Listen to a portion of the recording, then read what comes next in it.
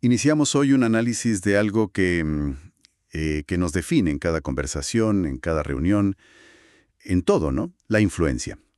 ¿Cómo logramos que nuestras ideas se escuchen? ¿Cómo conectamos? O a veces, bueno, ¿cómo nos imponemos?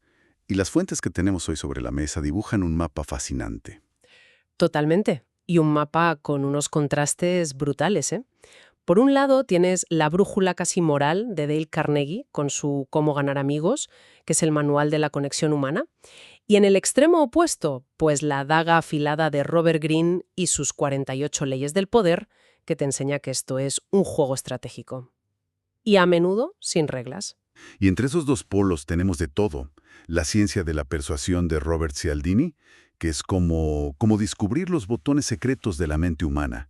O las tácticas de un negociador del FBI, Chris Voss, donde una palabra puede decidirlo todo. Sumergir en lo más profundo, en esas fuerzas invisibles que nos gobiernan desde dentro, los arquetipos de los que hablan Jean Shinoda Bolen o Clarissa Pinkola Estés. Porque claro, para entender cómo influimos fuera, primero hay que entender qué nos mueve por dentro. Pues ese es el plan. Desentrañar todo ese espectro, de la luz a la sombra. Entender las herramientas del líder y las del manipulador para, al final, entendernos un poco mejor. Empecemos por el principio, por los cimientos. ¿Cómo se construye la influencia? La positiva. Si hablamos de influencia basada en la conexión, el punto de partida tiene que ser Dale Carnegie. Es inevitable. Y su primera regla es casi un acto de rebeldía hoy en día. Deja de criticar. Sí. La crítica es inútil, dice. Y pone de ejemplo a Abraham Lincoln, que de joven era un maestro de la sátira, del ataque, vamos, hasta que casi le cuesta un duelo a muerte. Y a partir de ahí, su máxima fue: no juzgues si no quieres ser juzgado. Y le cambió la historia. Es que lo fascinante es que Carnegie no propone una falsedad, ¿sabes? Distingue muy bien entre la apreciación sincera y la adulación barata. Cita a Emerson, que decía algo como: todo hombre que conozco es superior a mí en algún sentido. En ese sentido, aprendo de él. Es un cambio de mentalidad radical. Totalmente. No es buscar fallos para criticar, sino buscar activamente esa cualidad admirable en el otro. Entonces, la gran lección de Carnegie no es un truco, es una filosofía. La influencia más poderosa no se ejerce, se atrae. Nace de hacer que la otra persona se sienta, pues eso, genuinamente vista e importante. El ejemplo de Theodore Roosevelt saludando a cada sirviente de la Casa Blanca por su nombre es potentísimo. Claro. No era una estrategia, era interés real. Y esa autenticidad es la base de lo que hoy llamamos carisma. Olivia Fox Caban, en El mito del carisma, lo descompone muy bien. Dice que no es un don mágico, sino una habilidad que se entrena y que depende de 3 cosas: presencia, poder y cordialidad. La presencia. La presencia es la clave de todo. Es estar ahí, al 100%, en la conversación, sin pensar en qué vas a decir después o en la lista de la compra. Que es lo más difícil del mundo. Con la mente siempre a 1000 por hora, ¿cómo se consigue esa presencia total? Pues fíjate, Fox Cabane da una técnica curiosa. La llama transferencia de responsabilidad. Antes de una interacción importante, visualiza que le pasas el peso de tus preocupaciones a algo más grande: el universo, el destino, lo que te funcione. Suena un poco esotérico. Suena, pero el objetivo es súper práctico: liberar tu ancho de banda mental para estar en el momento. Y eso conecta con lo de Carnegie. La mejor forma de estar presente es escuchar de verdad. Fox Cabane cuenta el caso de un ejecutivo que conseguía ofertas de trabajo, simplemente dejando que el entrevistador hablara el 90% del tiempo. Hacía que la otra persona se sintiera la más brillante del mundo. Vale, entiendo el punto de Carnegie y la conexión genuina. Pero, siendo honestos, suena un camino largo. Me pregunto si no hay, atajos, palancas psicológicas que funcionen de forma más directa. Y ahí es donde el trabajo de Robert Cialdini se vuelve muy interesante, ¿no? Exacto. Cialdini se mete en el laboratorio y estudia científicamente por qué decimos sí. Y descubre que tenemos una especie de cintas preprogramadas en el cerebro, atajos mentales que nos hacen reaccionar de forma automática. Ajá. Y uno de los más potentes es el principio de reciprocidad, esa necesidad casi irresistible de devolver un favor. El ejemplo del estudio con la Coca-Cola es increíble. Es que lo demuestra a la perfección. Un investigador, Reagan, le regalaba a un participante una Coca-Cola. sin que la pidiera. A otros nada. Y al final les pedía si querían comprarle unos boletos para una rifa. Pues los que habían recibido el refresco compraron el doble de boletos. El doble. El poder de un regalo no solicitado creaba una deuda psicológica que sentían la necesidad de saldar. Me recuerda a la técnica de los Hare Krishna en los aeropuertos. ¡Claro! Te daban una flor, no podías decir que no, y de repente ya estabas en deuda. Y justo ahí te pedían la donación. Es una técnica casi infalible. Y hay una variante más sofisticada, la del rechazo y retirada. O la del portazo en la cara, que es muy gráfica. Muy gráfica, sí. La estrategia es empezar pidiendo algo enorme, algo que sabes que te van a rechazar. Y una vez te dicen no, haces tu petición real, la que querías desde el principio. Claro, al lado de la primera, esta parece mucho más pequeña y razonable. Y no solo eso, la otra persona siente que ha ganado la negociación, que tú has cedido, y eso le predispone a aceptar. Hay un ejemplo de una tienda de mesas de billar que lo deja clarísimo. Sí, es perfecto. Si a los clientes les enseñaban primero una mesa de $3.000, aunque no la compraran, la venta media en la tienda era de más de 1.000. ¡Wow! Barata, de $329, la venta media se quedaba en unos 550.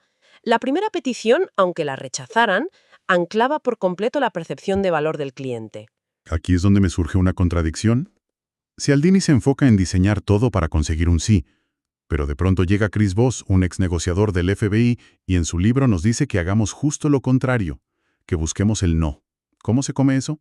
Es una idea que te vuela la cabeza la primera vez que la escuchas, porque va contra todo lo que nos han enseñado de ventas, de persuasión.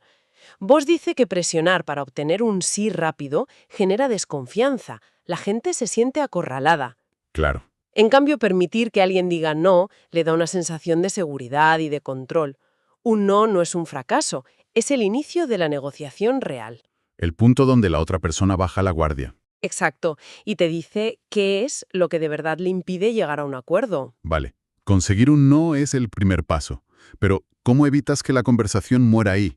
¿Qué haces después para que no te cuelguen? Voss ofrece un arsenal de herramientas sencillas, pero increíblemente potentes. Una es el reflejo o mirroring. Consiste en repetir las últimas 1 a 3 palabras que ha dicho la otra persona con entonación de pregunta. Si alguien dice, esto va a requerir hacer 2 copias de todos los papeles. Tú simplemente respondes, ¿2 copias? Justo. Espera, ¿y eso no suena un poco manipulador? ¿No se da cuenta la gente de que les estás repitiendo como un loro? Es que ahí está la magia, no se dan cuenta. Suena tan natural que lo que consigues es que la otra persona, sin sentirse interrogada, elabore su pensamiento. Sienten la necesidad de explicar por qué son necesarias 2 copias y te dan una información valiosísima que no habrías conseguido de otra forma. Vale, pillo esa. Y la otra técnica clave es el etiquetado. Que es básicamente ponerle nombre a sus emociones. Ajá. Es decir, frases que empiecen por parece que o suena como si. En una negociación con secuestradores, Voss usaba frases como parece que no queréis volver a la cárcel. Uf. Al verbalizar la emoción o el miedo del otro, se lo validas. No significa que estés de acuerdo, significa que lo entiendes, y ese acto de empatía táctica reduce la tensión y genera confianza de una forma increíblemente rápida. Desactivas la negatividad. De acuerdo. Hasta ahora hemos hablado de influir para conectar o para persuadir. Pero hay un abismo entre eso y lo que viene ahora. ¿Qué pasa cuando el objetivo no es el acuerdo, sino simplemente el poder? Ahí es donde el manual de Robert Greene, Las 48 leyes del poder, se vuelve, bueno, inquietante. Es que Greene directamente elimina la moral de la ecuación. Para él el poder es un juego social, y estas son las reglas, te gusten o no. La ley 1 ya te pone en tu sitio. Nunca le hagas sombra a su amo. Directo. Puede ser el más brillante de la oficina, pero como hagas que tu jefe se sienta inseguro o menos inteligente, has firmado tu sentencia. Y la ley 3, disimule sus intenciones, es pura estrategia militar. Cita el ejemplo de Otto von Bismarck. Se pasó años construyendo una imagen de diplomático moderado, casi pacifista, mientras en secreto preparaba al ejército prusiano para la guerra. Exacto. Engañó a toda Europa. Uf. O la ley 4. Diga siempre menos de lo necesario. El silencio como herramienta de poder. Cuando hablas poco, los demás proyectan sobre ti toda clase de ideas. Pareces más sabio, y sobre todo la gente tiende a llenar los silencios. Y revelan información que no querían. Justo. Luis XIV era un maestro en esto. Con una respuesta ambigua o un silencio, mantenía a toda su corte en un estado de ansiedad y dependencia total. Esto es básicamente la filosofía de Maquiavelo aplicada al día a día. Es un heredero directo. Maquiavelo en El Príncipe ya decía que un gobernante debe aprender a no ser bueno y a usar ese conocimiento según la necesidad. Su famosa idea de que es más seguro ser temido que amado viene de aquí, aunque con un matiz que se olvida. ¿Cuál? Siempre, siempre se debe evitar ser odiado. Pero sí, Green lleva esa lógica al extremo, y la psicología moderna tiene un nombre para este tipo de mentalidad. La psicología oscura. Exacto. Se habla de la tétrada oscura para describir 4 rasgos: narcisismo, psicopatía, sadismo y el que nos interesa aquí, el maquiavelismo. Es básicamente la filosofía de Green convertida en un perfil psicológico: desconexión emocional, cinismo y la creencia de que el fin justifica los medios. Y poseen lo que se llama empatía fría. Empatía fría. Eso suena a un oxímoron. Es la capacidad de entender intelectualmente qué sienten los demás, de leer sus emociones y predecir sus reacciones, pero sin sentir absolutamente nada. No es para conectar. No, es para calcular. Es usar el conocimiento de las emociones ajenas como un arma para manipular.